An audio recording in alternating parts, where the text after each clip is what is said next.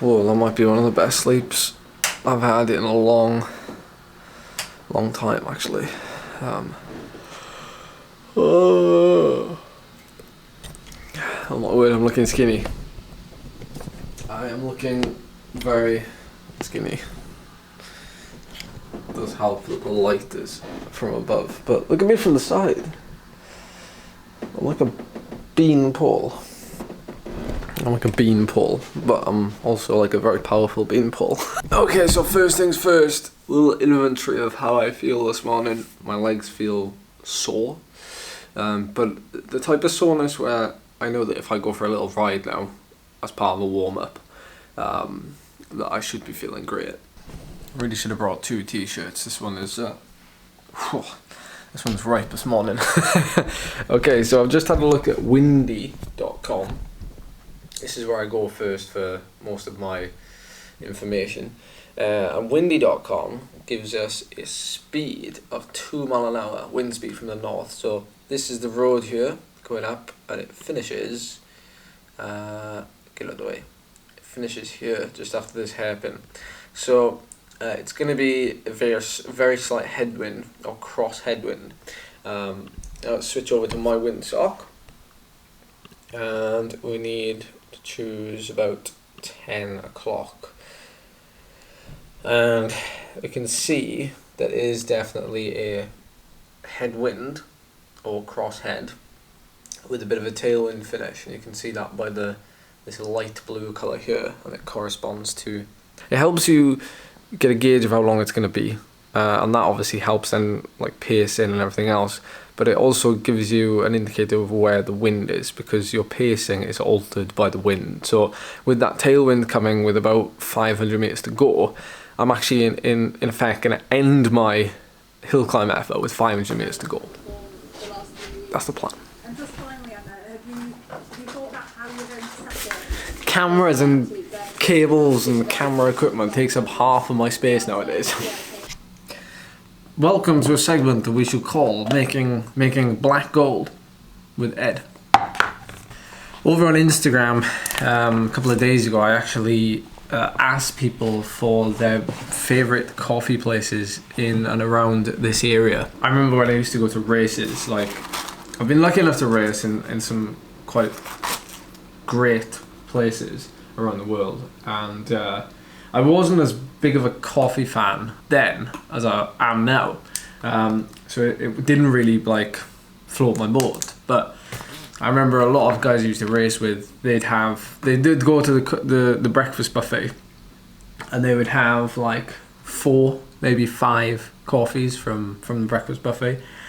But as you can imagine, the coffees that were coming out of the machine were just like, it was just like dirt. It wasn't proper like ground coffee or anything like that.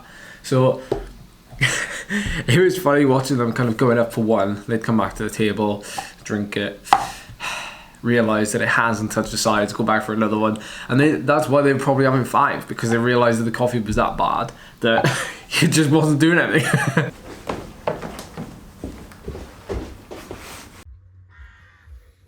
Nine.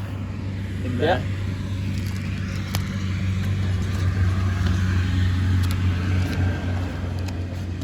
Last man. Green. Yeah. I was you, Karen. How was you? Yeah. Yeah, really. Yeah. It was Wednesday and all. I wouldn't have done Thank you, guys. that. Well, thanks very much. I've just pumped my tyres up. I can't remember the last time I did it. Might have been like a week ago. I don't know. But I obviously didn't pump them up yesterday, and I've just pumped them up now, and there was 60 psi in the back tyre and 65 in the front, and I gotta be honest, it didn't even feel like it when I pinched it. It felt like, you know, felt not like hard, but didn't realise there was only 60 in there. So losing watts yesterday, so today they are now hard. I've got 1 hour and 5 minutes until my start. Finished my coffee. I've had a Belvita Beic. I'm going to pin my number on. I'm last man off number 29, so there's 29 entries. Just been speaking to Rebecca Richardson, one of the best female hill climbers in the UK. She's got a crazy light, specialised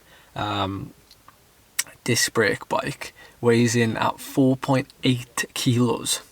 4.8. I feel a bit silly today because I'm running my GoPro as well.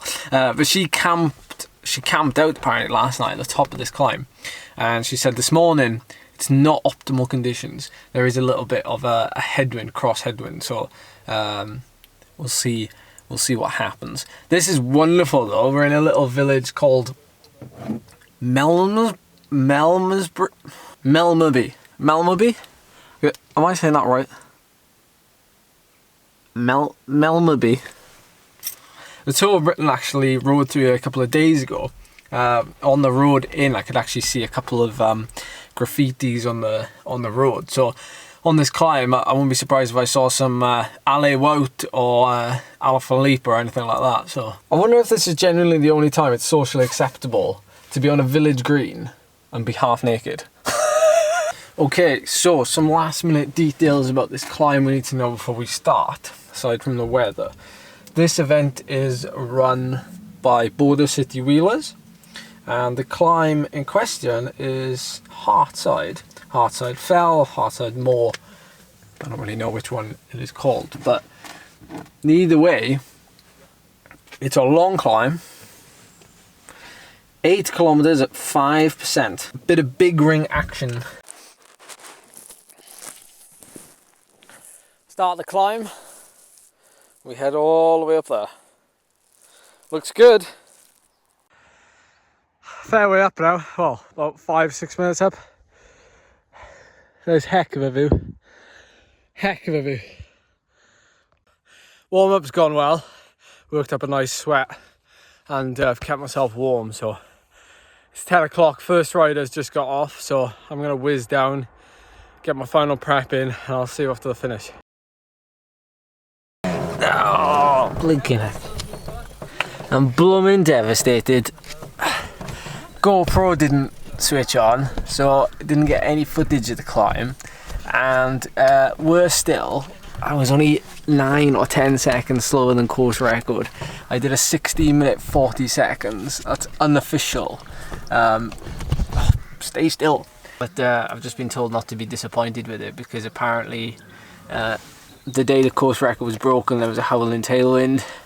The only bit of headwind was the last bit after the hairpin, with like about 500 meters to go. So we had like a cross head today, 2 to 6 mile an hour.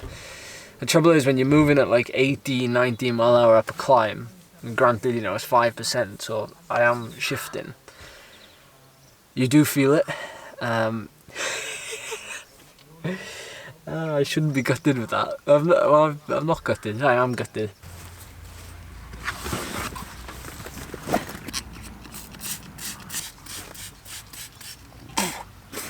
I love these long climbs. I know they're not everybody's cup of tea, but I just love them. That effort for me is always so nice. It's probably like the closest you feel to like riding the Tour de France. It doesn't matter what speed you're doing or power you're doing. It's like you don't really get a chance to ride the climbs as long as like today's. And it's a chance as well for me to show like when I'm going very well what I can do over long durations.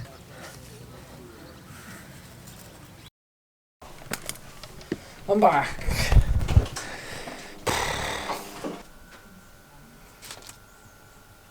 I was actually trying to think of something really profound to say at the end of this video, or like some way try to end this video on a good note. It was a long drive, so I had a lot of time to think. It really came to me when I spent a couple of minutes on the laptop thinking about the effort today, and obviously the effort yesterday. I want to end on this message. Racing does something for you. It doesn't matter what age you are, what category you are, what level you are. Racing does something. It doesn't have to be real life racing, like today, like a hill climb or a time trial or road race. It can be Zwift racing, as I know lots of you do. What's incredible about something like that is it puts you in a position where you have to deliver, or you have to do something that maybe you didn't think or expect you could do on that day. And it's funny because yesterday I mentioned that I hadn't done like a really long effort, or I hadn't come anywhere close to like the power numbers really that I was doing like last year or the year before. And it was because I'm changing focus to shorter hill climbs. And then today kind of threw a spanner in the works, because I did that ride today and I averaged 391 watts, I think it was, for 16 minutes 40 seconds. And that was on par with only 2 other efforts that I've ever done in my life. And ironically, they both come in 2019 and 2020, roughly the same time of year. The one in 2019 comes just the day after I finished the Tour of Britain, and I did the Cat and Fiddle Hill Climb.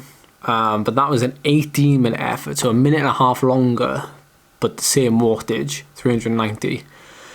And the other one, which was in 2020, was a 10-mile time trial where I did 22 minutes at about just below 390, but for 20 minutes I did 390. So it goes to show that if you turn up for something on the day, A, you don't really know what you can do, but B,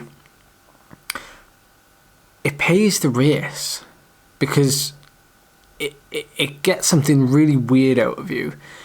And if you're ever looking for a breakthrough effort, or if you ever feel like, you know, you're not quite there, or you haven't done something in ages, and you have that doubt in your mind that, am I as good as I was? Or, you know, I haven't done this effort in so long, can I still do it?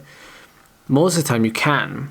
I mean, give or take, like, it's not going to happen any day of the week, but you could certainly say to yourself, well, at least I'm going to enter a race and I'm going to get everything. And you never know. So, that's how I'm ending this video. Thank you so much for watching. This is my lemonade, cloudy lemonade. And yeah, I will see you in the next one. Cheers.